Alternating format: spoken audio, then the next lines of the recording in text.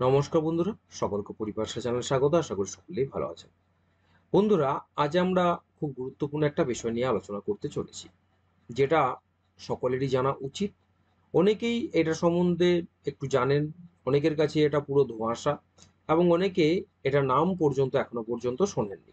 তাই সকল রাজ্য সরকারি কর্মচারী যারা চ্যানেলে আছেন, যারা ভিডিওটি দেখছেন, তাদের সকলের কাছে আমার অনুরোধ, ভিডিওটি অবশ্যই দেখুন প্রথম থেকে শেষ পর্যন্ত এবং সকলকেই দেখার সুযোগ করে দিন এটি শেয়ার করে। কেননা আজ নয়তো কাল প্রত্যেকের জীবনে একটা গুরুত্বপূর্ণ ভূমিকা নিতে চলেছে এই বিষয়টি। আমি আজ আলোচনা করব ন্যাশনাল পেনশন স্কিম সম্বন্ধে, যেটা সকলেরই জানা দরকার। কেননা আমাদের রাজ্যে যেভাবে আন্দোলন দিন দিন বাড়ছে এবং আন্দোলনের ক্ষমতা যেভাবে দিনোত্তর বৃদ্ধি পেতে চলেছে, তাতে আজ নয়তো কাল রাজ্য সরকার যদি কথাটা এই জন্যই বলছি, অনেকেই কোনো ভুল কিছু ভাববেন না। দেখুন, অদূর ভবিষ্যতে হয়তো আমাদের রাজ্যেও সেন্ট্রাল পে স্কেল যেটা আছে সেটার সঙ্গে সমতা রেখে আমাদের সকল রাজ্য সরকারি কর্মচারীদের জন্য বেতনক্রম যেটা আছে সেটা কিন্তু নির্ধারিত করা হবে। তখন সেন্ট্রাল গভর্নমেন্ট যেটা করছে যে এনপিএস এর মাধ্যমে তারা কিন্তু এখন পেনশনের ব্যবস্থাটা করেছে। সেই বিষয়টি সম্বন্ধে আমরা বিস্তারিত আলোচনা একটু পরেই যাচ্ছি। তখন আমাদের রাজ্যেও কিন্তু যে পুরনো পেনশন সিস্টেম আছে সেটা কিন্তু উঠে যেতে চলেছে। তাহলে সকলকেই কিন্তু নতুন পেনশন সিস্টেম বা ন্যাশনাল পেনশন স্কিম সম্বন্ধে বিস্তারিত জানতে হবে এবং এটি ভালো করে জেনে বুঝে নিতে হবে, যাতে তারা এটার সম্বন্ধে এটার উপর পুরো ফায়দাটা তুলতে পারেন। তাই দেখুন, আর কথা না বাড়িয়ে সরাসরি চলে যাচ্ছি এই বিষয়টিতে। প্রথমেই আমরা জানবো আজকে যে ন্যাশনাল পেনশন স্কিমটি কি, যেটা সকলেরই না জানলেই নয়।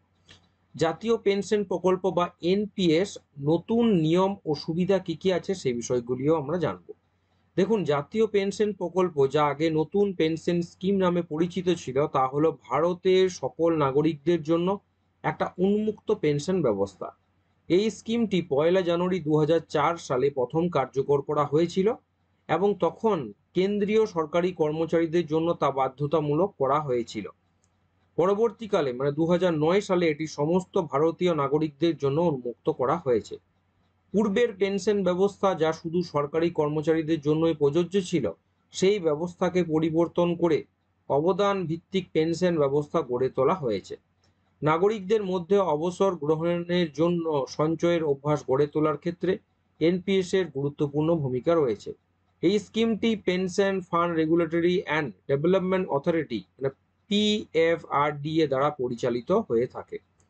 তাহলে দেখুন, এখান থেকে পরিষ্কারভাবে যে বিষয়টি বোঝা যাচ্ছে, আপনি চাকরি করেন না করেন না সেটার ওপর কিন্তু এটা নির্ধারিত করা যাচ্ছে না। ঠিক আছে, যে কেউ, ভারতীয় নাগরিকদের যে কেউ এটা কিন্তু করতে পারে।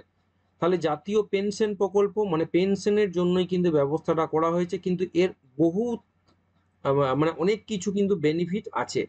সেই বিষয়গুলি আমি বলবো এবং নেগেটিভ পয়েন্ট যত কটি আছে সেটা সম্বন্ধেও আলোচনা অবশ্যই করব। তাহলে এটা কিন্তু 2009 সাল থেকে প্রত্যেকটা ভারতীয় নাগরিক, আপনি চাকরি করুন চাই না করুন, আপনি সেন্ট্রাল গভর্নমেন্ট না আপনি স্টেট গভর্নমেন্ট না আপনি বেকার, আপনি কোনো ব্যবসা করেন, যে কেউ কিন্তু এটার বেনিফিট নিতে পারে। এবং অবসরকালীন 60 বছর বয়সের পর, এবং আরেকটি ক্ষেত্রে 60 বছরের আগেও কিন্তু আপনি এটা আহ, ব্যবহার করতে পারবেন। সেটা এক এক করে আমি আসছি এবং সকলকে প্রথমে একটা কথা বলে রাখছি, ভিডিওটি কিন্তু বিস্তারিত আলোচনার জন্য একটু বড় হবে, তাও আমি এটা অনেকটা এপিসোড ওয়াইজ কেটে কেটে করেছি এক একটা স্লটে, যাতে খুব একটা বড় না হয়। ধৈর্যের অভাবে অনেকেই এটা কিন্তু অনেকের প্রবলেম হয়ে থাকে। তাই সকলকেই বলবো, যত কোটি এই রিলেটেড ভিডিও আপলোড করব একটার পর একটা কিন্তু অবশ্যই দেখবেন, তাহলে কিন্তু এই বিষয়টি সকলের কাছে পরিষ্কার হয়ে যাবে এবং আপনি এটার সঙ্গে লিঙ্ক করতে পারবেন একটার সঙ্গে আরেকটা। পুরো পুরো যে বিষয়টি কমপ্লিট যখন করব, তখন আপনার মাইন্ডে কিন্তু একটা ক্লিয়ার ভিউ চলে আসবে এটার ব্যাপারে।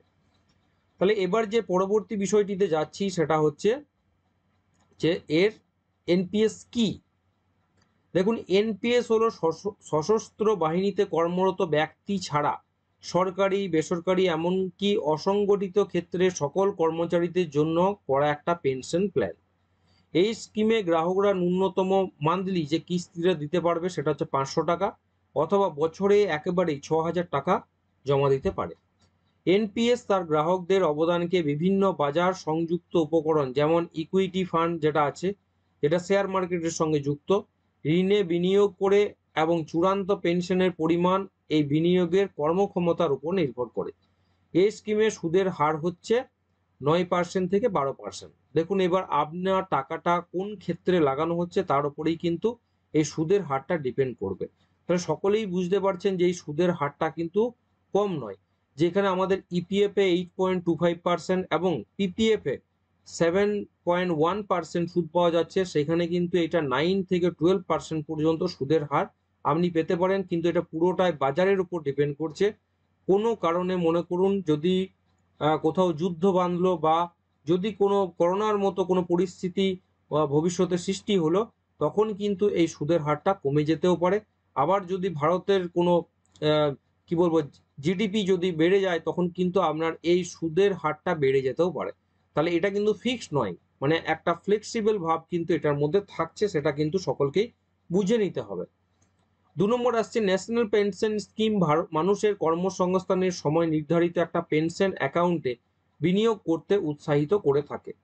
অবসর গ্রহণের আগে গ্রাহকের করা অবদান এবং বাজার সংযুক্ত রিটার্নের মাধ্যমে বৃদ্ধি করা কর্পাস বৃদ্ধি করে জমা হতে থাকে। গ্রাহকরা অবসর গ্রহণের পরে কর্পাসের সর্বাধিক 60% তুলে নিতে পারেন এবং অবশিষ্ট 40% অর্থ গ্রাহক মাসিক পেনশন হিসাবে পাবেন। পূর্বে এনপিএস সুবিধা শুধুমাত্র কেন্দ্রীয় সরকারি কর্মচারীদের জন্য প্রযোজ্য ছিল, যেটা আমি বললাম। এখন কিন্তু সকলেই করতে পারেন। এবার এই যে নিচের যে প্যারাগ্রাফটা দেখতে পাচ্ছেন, সেই বিষয়টি প্রথমে ভালো করে বুঝে নেন। মনে করুন আপনি কোনো একটা সংস্থাতে কাজ করছেন, সেখান থেকে এনপিএস এর ফর্ম ফিল আপ কিন্তু পূর্বেই করে দেওয়া হয়। এখন যেমন রাজ্য সরকারের ক্ষেত্রে মাসে মাসে পেনশন কত করে কাটাতে চান, সেটা কিন্তু হচ্ছে জিপিএফ, জেনারেল প্রভিডেন্ট ফান্ড, সেখানে কিন্তু গিয়ে জমা হচ্ছে এবং আপনার টাকার ওপর সরকার কিন্তু সেই টাকাটার ওপর 7.1% করে সুদ দিয়ে থাকছে। 60 ইয়ার্সে আপনার টোটাল টাকাটা কত হলো সুদ সমেত, সেইটা কিন্তু আপনি তুলে নিতে পারবেন। এটা হচ্ছে বিষয়।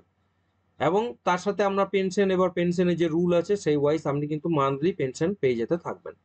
কিন্তু যে টাকাটা আপনি তুলবেন সেটা কিন্তু খুব একটা বেশি হবে না, কেননা এক্ষেত্রে সরকার কিন্তু কোনো টাকা কিন্তু দেয় না, শুধুমাত্র সুদটা দিয়ে থাকে।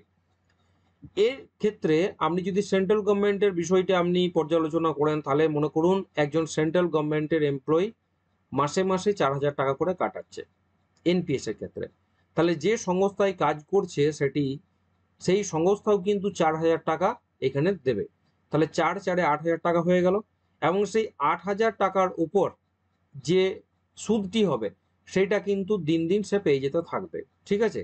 তাহলে টোটাল টাকাটা যেটা সঞ্চিত হচ্ছে, মনে করুন 30 বছর থেকে সে 60 বছর, 30 বছর ধরে সেই টাকাটা কিন্তু জমা হতে থাকলো এবং ইকুইটি ফান্ডে মানে শেয়ার মার্কেটের বিভিন্ন ক্ষেত্রে সেটা কিন্তু সিলেক্ট করে নিতে হয়। সে সমস্ত বিষয় কিন্তু আমি দেখাবো। ঠিক আছে? সেই টাকাটা এবার বিভিন্ন বন্ডে বা ইকুইটি ফান্ডে যদি টাকাটা লাগানো হয় তাহলে সুদের পরিমাণটা বেশি থাকে, সেখানে কিন্তু কমে যাওয়ার চান্সটাও বেশি থাকে। এবং বন্ড, যে সমস্ত বিভিন্ন সরকারি বন্ডগুলি আছে, সেইখানে টাকাটা খাটিয়ে কিন্তু তিনি নির্দিষ্ট টাকার ওপর বেশ একটা ভালো রকম অ্যামাউন্ট কিন্তু রিটায়ারমেন্টের সময় পাবেন। কিন্তু ব্যাপারটা হচ্ছে তিনি যখন রিটায়ার্ড হবেন তখন কিন্তু সেই টাকার 60%, ভালো করে বুঝে নেন, সেই টাকাটা 60% তিনি মানে ওয়ান টাইম উইথড্র করে নিতে পারবেন, তুলে নিতে পারবেন। বাকি 40% টাকা কিন্তু তাকে কোনো গভর্নমেন্ট পেনশন ফান্ড কিনতে হবে, সেইখান থেকে তিনি কিন্তু মাসে মাসে পেনশনটা পাবেন। এবার উনি যখন মারা যাবেন তখন যিনি নমিনি থাকবেন তিনি আবার পুরো টাকাটা পেয়ে যাবেন। মানে তার ছেলে বা মেয়ে যেই নমিনি থাক বা তার স্ত্রী যেই থাক, সেই টাকাটা কিন্তু তিনি তখন পেয়ে যাবেন। তাহলে এইটা হচ্ছে ব্যাপার, এটা কিন্তু সকলকে ভালো করে বুঝে নিতে হবে। ধরুন আপনার কাছে 10 লাখ টাকা জমলো টোটাল টাকাটা, তাহলে আপনি তার 60% মানে 6 লাখ টাকা কিন্তু যখন রিটায়ারমেন্ট গ্রহণ করবেন, অবসর সময়ে কিন্তু আপনি 6 লাখ টাকা একবারেই তুলে নিতে পারবেন। বাকি 4 লাখ টাকা দিয়ে আপনাকে কোনো একটা সরকারি পেনশন ফান্ডে বিনিয়োগ করতে হবে, কিনতে হবে। সেইখান থেকে সেই 4 লাখ টাকার ওপর মাসে মাসে আপনি কিন্তু পেনশন পেয়ে যাবেন। এই বিষয়টি কিন্তু সকলকে ভালো করে বুঝে নিতে হবে। ঠিক আছে? এর পরবর্তী যে বিষয়টি আসছে দেখুন, রিটার্ন বা সুদ, যেটা আমি আগেও বললাম যে এনপিএস স্কিমের প্রতি অবদানের একটি অংশ ইকুইটিতে বিনিয়োগ করতে হবে, যা পিপিএফ এর মতো অন্যান্য ট্যাক্স সঞ্চয় বিনিয়োগগুলির তুলনায় উচ্চতর সুদ প্রদান করে। দেখতেই পাচ্ছেন এই স্কিমটি ১ দশকেরও বেশি সময় ধরে কার্যকর রয়েছে এবং এখনো পর্যন্ত ৯% থেকে ১২% বার্ষিক রিটার্ন প্রদান করেছে। আপনি এটা মিনিমাম এবং ম্যাক্সিমাম ধরে নিতে পারেন, মিনিমাম ৯% এবং ম্যাক্সিমাম ১২% পাবেনই। কর ছাড়ের ব্যবস্থা কি রয়েছে? এনপিএস স্কিমে বিনিয়োগ করার একটা গুরুত্বপূর্ণ কারণ হলো কর ছাড়ের সুবিধা। এখানে আয়কর আইনের ধারা 80 সিসিডি 1 অনুযায়ী বেতনের বেসিক ও ডিএ মিলিয়ে সর্বোচ্চ 10% ছাড় এবং ধারা 80 সিসিই অনুযায়ী সর্বোচ্চ ১.৫ লক্ষ টাকা পর্যন্ত কর ছাড় দেওয়া হয়। কিন্তু যে 80 সিসিডি 1বি অনুযায়ী গ্রাহকরা ৫০,০০০ টাকার অতিরিক্ত কর ছাড়ের সুবিধা পাবেন, অর্থাৎ মোট ২ লক্ষ টাকা কর ছাড় পাওয়া যাবে। এছাড়া 80 সিসিই এর ১.৫ লক্ষ টাকা কর ছাড়ের ওপরেও ধারা 80 সিসিডি 2 অনুযায়ী কোনো বেতনভোগী ব্যক্তি নিয়োগকর্তার যদি এনপিএস এ অবদান থাকে তবে বেতনের বেসিক ও ডিএ মিলিয়ে সর্বোচ্চ 10% ছাড় এবং সরকারি কর্মচারীদের ক্ষেত্রে বেসিক ও ডিএ মিলিয়ে বেতনের সর্বোচ্চ 14% আয়কর ছাড়ের সুবিধা কিন্তু রয়েছে। মানে বুঝতেই পারছেন আপনি ট্যাক্স থেকেও মুক্তি পাচ্ছেন। এবার যে বিষয়টি আসছে যে স্বপ্রতিষ্ঠিত ব্যক্তির ক্ষেত্রে ধারা 80 সিসিডি এর অধীনে মোট আয়ের 20% পর্যন্ত কর ছাড় ও ধারা 80 সিসি এর অধীনে মোট ১.৫ লক্ষ টাকা পর্যন্ত কর ছাড় পাবেন। যদি পরিস্থিতি সাপেক্ষে স্ব-অবদানের কিছু অংশ প্রত্যাহার বা তুলে নেওয়ার প্রয়োজন হয় তবে ধারা 10-12বি এর অধীনে পিএফআরডিএ নির্ধারিত মানদণ্ড অনুযায়ী 25% পর্যন্ত কর ছাড়ের জন্য তিনি যোগ্য বলে বিবেচিত হবেন।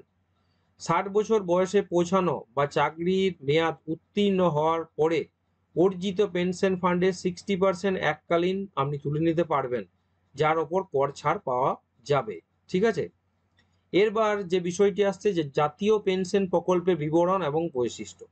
দেখুন, জাতীয় পেনশন প্রকল্পের অ্যাকাউন্ট খোলার পরে প্রতিটি গ্রাহককে একটা স্থায়ী অবসর অ্যাকাউন্ট নম্বর মানে পার্মানেন্ট রিটায়ারমেন্ট অ্যাকাউন্ট নম্বর যেটাকে বলছে পিআরএএন জারি করা হয়। গ্রাহকের মোট অবদান এবং তহবিলের সমস্ত হিসাব রক্ষার কাজে এই পিআরএন নাম্বার ব্যবহার করা হয়। এনপিএস অধীনে গ্রাহকরা দুটি অ্যাকাউন্টের মাধ্যমে বিনিয়োগ করতে পারবেন। সেটা হচ্ছে এখানে দু রকমের অ্যাকাউন্ট হয়ে থাকে, একটা হচ্ছে টায়ার 1 এবং আরেকটা হচ্ছে টায়ার 2। প্রথমটি ডিফল্ট অ্যাকাউন্ট এবং পরবর্তীটি হলো একটা ঐচ্ছিক সংযোজন। টায়ার 1 অ্যাকাউন্টটি কি সেটা সকলেই ভালো করে জানুন। এই অ্যাকাউন্টটি ধারা 80 সি এর অধীনে বার্ষিক ১.৫ লক্ষ টাকা পর্যন্ত এবং ধারা 80 সিসিডি 1বি এর অধীনে বার্ষিক ৫০,০০০ টাকা পর্যন্ত কর ছাড় দিয়ে থাকে। গ্রাহক সর্বনিম্ন ৫০০ টাকা জমা দিয়ে এই অ্যাকাউন্ট খুলতে পারবেন। এটি একটা স্থায়ী অবসর অ্যাকাউন্ট এবং এক্ষেত্রে আপনি মেয়াদ পূর্তির আগে শুধুমাত্র 25% টাকা তুলতে পারবেন, তবে সেক্ষেত্রে কিছু কিন্তু বাধ্যবাধকতাও রয়েছে। যেমন আংশিক প্রত্যাহারের আবেদন করার জন্য ন্যূনতম ১০ বছর পর্যন্ত অবদান রাখতে হবে। মানে আপনার অ্যাকাউন্টটি কিন্তু ১০ বছরের পুরনো হতে হবে, তবেই কিন্তু আপনি তুলতে পারবেন। এছাড়াও দুবার টাকা তোলার মধ্যে ন্যূনতম ৫ বছরের ব্যবধান থাকতে হবে। একবার আপনি টাকা তুলেন, আবার পরবর্তী ক্ষেত্রে ৫ বছর পর টাকা তুলতে পারবেন, তার আগে কিন্তু পারবেন না।